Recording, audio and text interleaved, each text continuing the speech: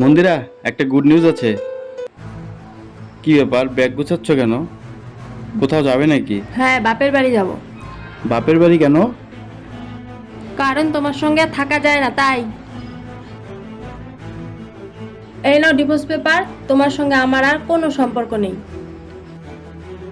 Divorce paper? Divorce? কিন্তু কেন? কারণ তুমি ভিখারি, বাপের দেওয়া বাড়িটা ছাড়া তোমার আর কিচ্ছু নেই।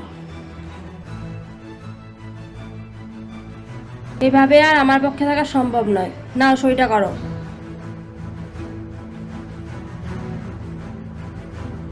তো তোমার গুড নিউজটা কি? তুমি আজকে যে নিউজটা শুনিয়েছো, তার কাছে আমার গুড নিউজটা তেমন কোনো বড় ব্যাপার নয়। আসলে আমি 50 লাখ টাকার একটা লটারি পেয়েছি।